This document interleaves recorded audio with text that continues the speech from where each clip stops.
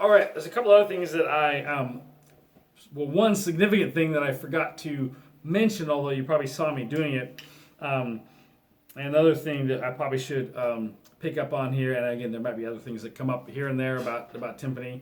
Timpani is actually my favorite instrument. I love the sound. I love the parts it gets to play. It can be very musical.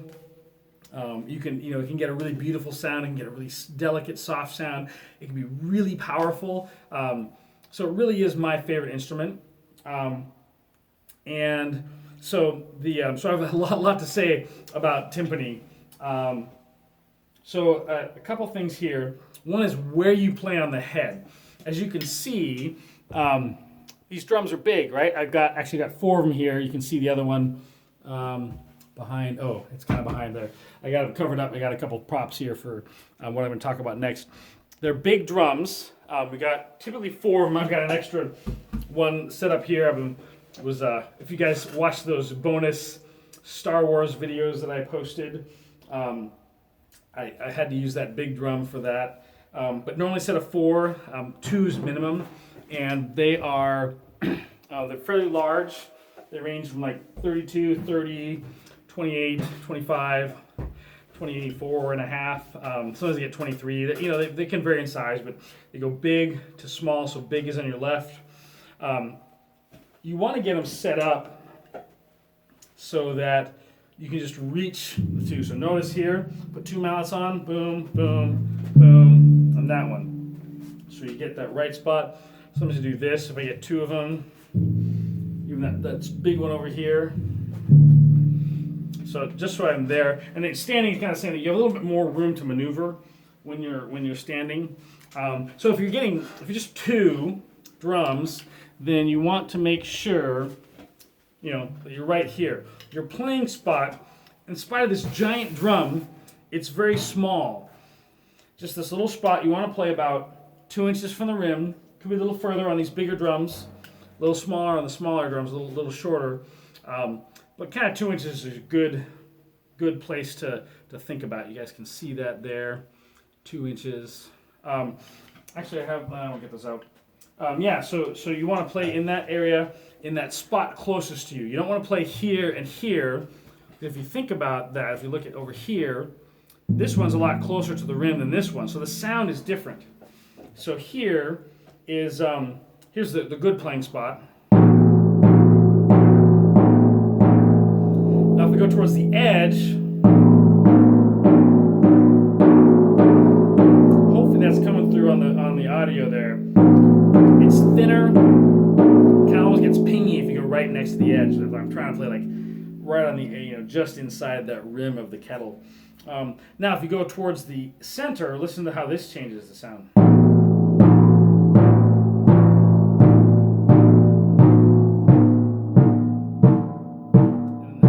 Very center is just really dead, and it's just the way the physics of the head are. The most resonance is like obviously not right on the rim because it's not resonating much there, but is that again around 2 inches from that rim, and it's a percentage, it's a ratio. So again, that's why it varies a little bit from high to low. Occasionally, I have composers that'll ask you to play in the center. I remember one piece I did was kind of like this.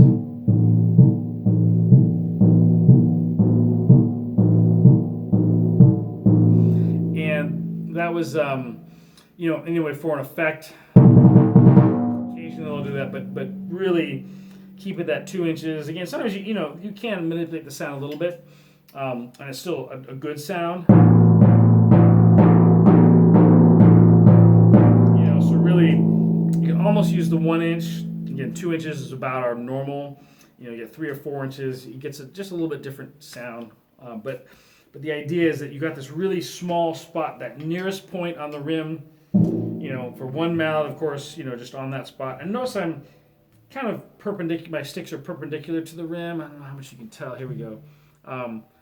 Obviously, when I'm playing both, I'm at a little bit of an angle. I'm not doing this necessarily, although that does change the sound a little bit. But anyway, so that was a real important thing that I left off the last recording. Was that important playing spot on the drums. So let's talk a little bit about mallets and mallet care. So I kind of alluded to that. These can wear out. It's a kind of a delicate felt. We're beating it up, and if you play on the drum, like that's fine. That's what you expect, and you can see. I'm gonna show you. So here's like really new. Like I've only had these for a little bit, so those are really nice, really pristine. So some other ones that need a little, these are close to needing recovering. So you can see they get a little bit of felt up here, down there. It's really worn in the middle there. And you can really see it there because there's more. So this gets less played on because there's a seam on that. Let's talk about that in a second. So these I need to recover. I mostly use these in practice, so I'm not worried about it. Here's another one that again needs some little love there. But some other ones, again, new, right? You don't really see much going on there. So we want to protect that. If you're playing it, that's one thing. You probably have seen some at school, or maybe your own, if they don't get taken care of and they start to look kind of like mashed potatoes, especially bass drum mallets. They get all this fluff. And usually what you want to do is to cut that stuff off. Actually, I can do it in this as well. Like I don't want that extra stuff hanging out. You can see that. So I should probably take some sharp scissors. Maybe I'll do that at the end. I can go grab some scissors for that. But anyway, so you take care of them that way. Don't touch them with your hands. Don't leave them in your stick bag by themselves. So when they come in bags, and they all should, you keep them in the bag. So notice I keep the ends apart so they don't touch each other. One exception is sometimes they're a little wider and it doesn't quite fit. So these I keep like this, but they're not going to touch each other. I mean, maybe a little bit on the top and bottom, but we're not worried about that. We don't play on the above and below. So keep them in their bags. If you threw away your bag by accident, or it wears out because sometimes they get holes and stuff, sandwich bags. So the fold top variety. I don't know. This is just a generic brand. So the idea with these. So again, here's the bag itself, like this, and here now I'll use on a mount that I have. So here's the bag, and you can put the two mallet heads in there, and then you twist really just a couple times, and that's enough to protect them because the plastic's not going to wear out the felt like your stick bag or touching it. You can also see when I put my mallets on a stand, I got some stuff in the way here, but you can see I've got them up and they're resting on the top of the music stand. I've got a towel here to keep them from rolling off and so that they don't make noise. This is why the black towel is really essential. But I keep them up like that. All right, sorry for that distraction. Where was I? I was talking about mallets. Oh, and keeping them up here. Oh, yeah, so basically you can see I've got them kind of staggered. So that's a pair, that's a pair, there's a pair. And that's just how I keep them. Other sticks you can set on there, but like this, and sometimes bass drum mallets, I do that too. Just the felt is kind of expensive. It costs money to get them rewrapped. You can get them rewrapped. I have a friend of mine who does that. She actually sells mallets. Amy Putnam, so it's A. Putnam Mallets. Some of you probably have hers. You got this stick bag for that, or the mallet pack for that. So she makes good mallets, and she can recover them. She can recover any brand. Like she's done this pair, these Pro Marks. So this is her recovery job. But she does all of them as well. Any brand she has, she can recover. All right, so that's kind of about mallet care. Now, mallet selection. So what I always have students get is something kind of in the general realm. So something like this, it's a kind of a medium hard mallet. There's some attack, but you can get good rolls.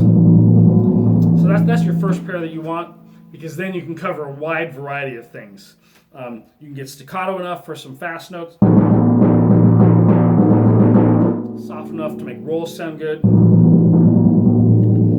And then after you get that on, I moved to something like a really hard, like these that I showed you earlier. This is a different. Actually, these are speaking of Amy Putnam. These are A. Putnam mallets, and these are the Mike Crusoe model. Mike Crusoe was my teacher.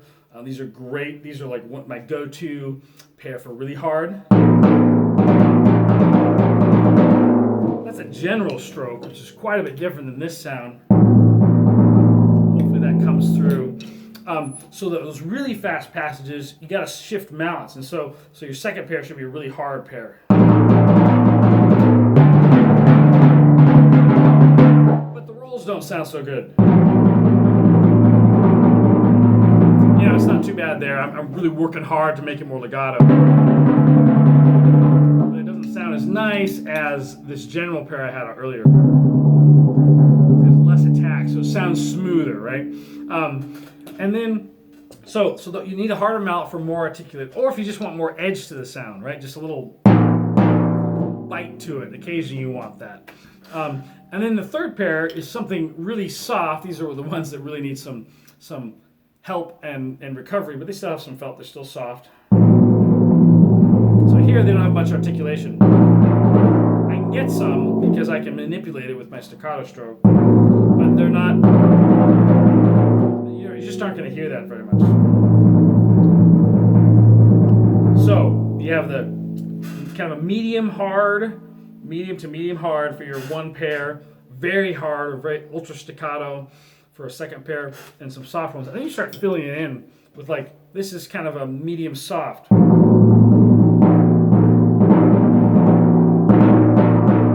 get more articulation, but it's still fairly soft. So, and probably, so you're like, your starter set would be like 3 mallets, and then you start filling in gaps. So like a set of 5 is a fairly complete. So like you saw the softest one, and then a medium soft, those, a kind of medium to medium hard. Here's another, these ones I showed you that really need some help, but these would be maybe a better first pair. So they have a good sound, but then you want something kind of a medium hard or hard, versus like this colored felt is like that very hard, or we call it ultra staccato mallet. But these, actually these I've recovered myself. That one's a little bit wonky, but they still sound okay. So this is kind of a not even a medium hard. It's a hard mallet.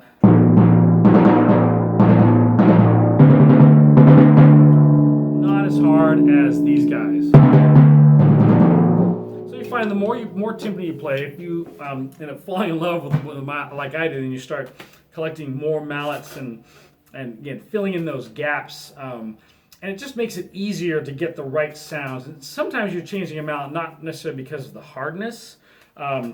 It's definitely not just because of dynamics, but it's really more in terms of what kind of sound you want. I mean, articulation is maybe the first thing you need to think about because of the hardness, but the sound, they have different cores, depending on the brands you get. Some brands have multiple cores. And there's some other things that might be interesting. So these mallets, this is kind of like the mallets, my main set that I've been using for a long time. They're the Dave Herbert mallets. They're now made by JG Percussion. Used to be made by California Percussion Technology. So most of these I've got the older ones, made of graphite handles. So they're hollow on the inside. You can kind of see how much you can see that. They're hollow on the inside. They got a little plug in them. They have a better tone than that, like a solid wood. The other thing, Amy's mallets, Amy Putnam uses bamboo, which are also hollow, and she does a really good job of matching them. They're natural, so they're not going to feel quite as much the same as like the graphite ones that are hollow. But the tone of the bamboo is great. Something about the hollowness of it gives them better tone. But it's expensive because you gotta buy it. Only certain kinds of bamboo work. You gotta match them for length and weight and balance. Notice she gets the joints in the same spot so that the balance will feel right. And then there was a joint at the end, so that's where she does that. gets them the right length. There's a lot of stuff, so it takes a lot of work to do that. That's why bamboo costs quite a bit. The graph or any sort of synthetic usually costs. Sometimes they're aluminum. I've seen some aluminum mallets. Those aren't my favorites, but they are a little bit cheaper. But they still get that. You can get them hollow, better tone quality that way.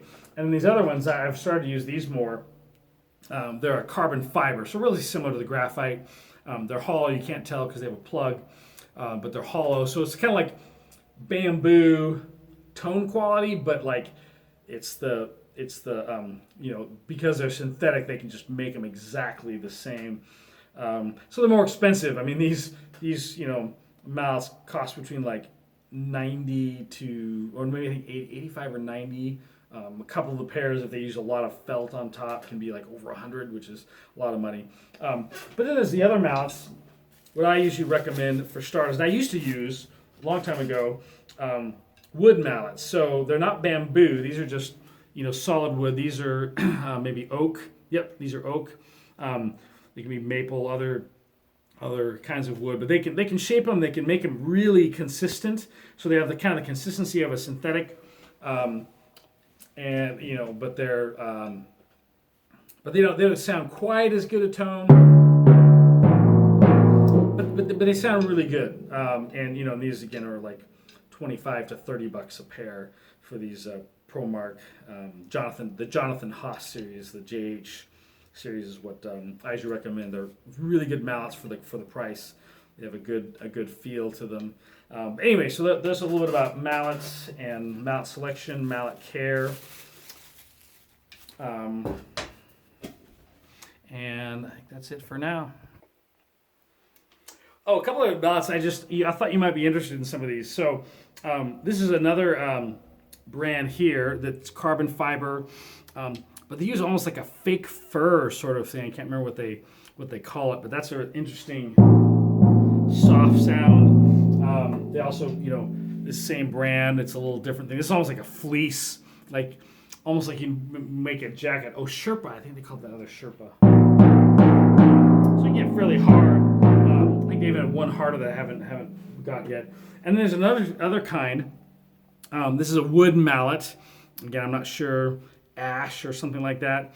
And what they do is called flannel. So they take discs of flannel, maybe a specific kind, but wear.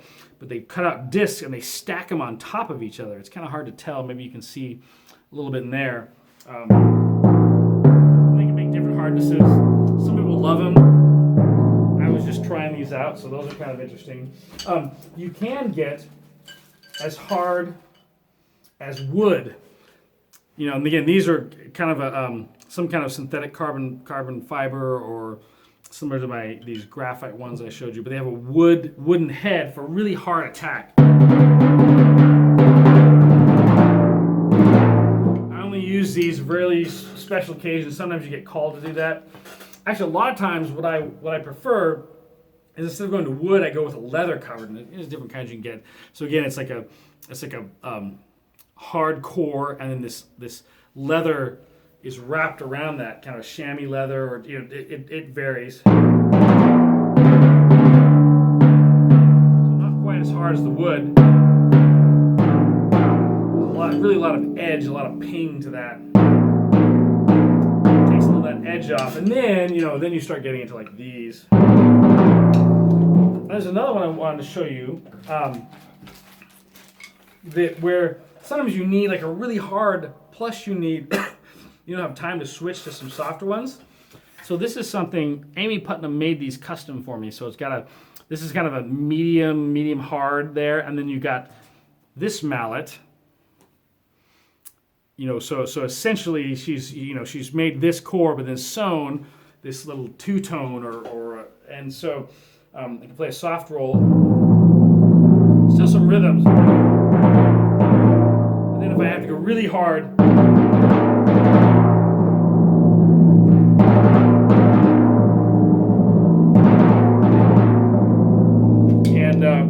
so that's a really cool one. Actually, the idea came from this mount, which I like this one a lot. I like Amy's a little more, and so this one again has two-tone.